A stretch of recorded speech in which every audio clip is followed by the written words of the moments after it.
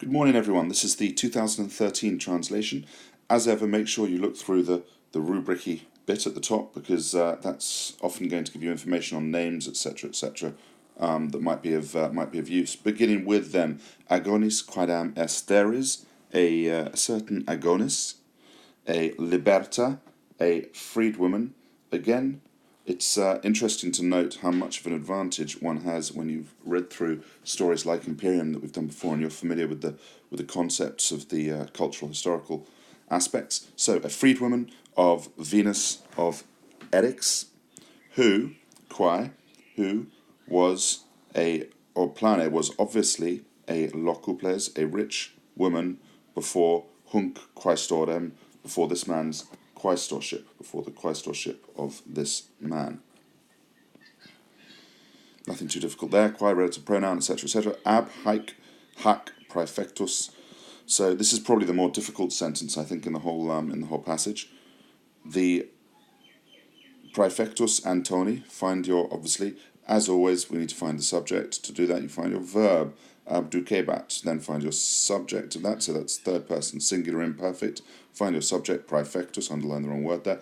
Praefectus. So we would there say the prefect of Antony, praefectus, the admiral, the prefect of Antony, abducebat, was taking servos, the slaves, symphoniacos, the slaves of the choir, the slave choir people, symphoniacos, the slaves of the choir, ab hac, from this woman, injuria, literally with injustice or unjustly, quibus, whom he dicebat, said that he vele was wanting to use, uti, in classe, in the fleet. I would say probably the main point of this paragraph would be, of this translation, would be indirect statements.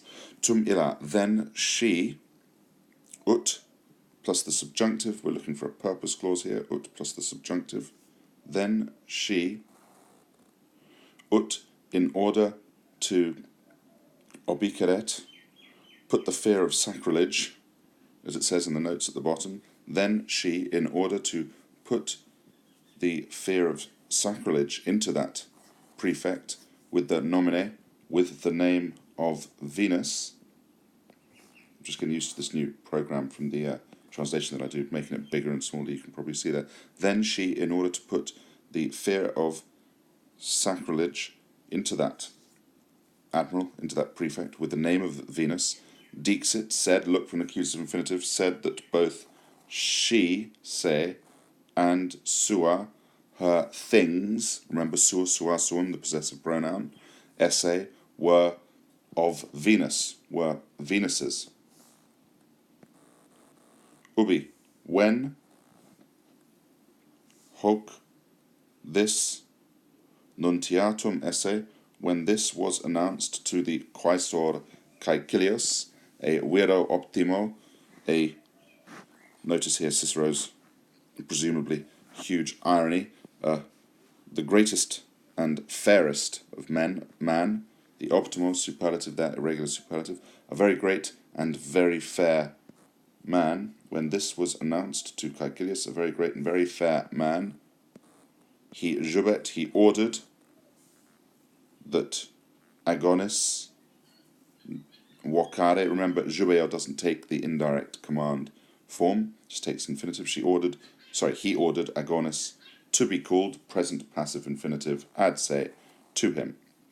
He statim dat, he immediately gives the judgment that if si paret, if it is evident that dixisse, this is another indirect statement, that she has said that she and her things were of Venus.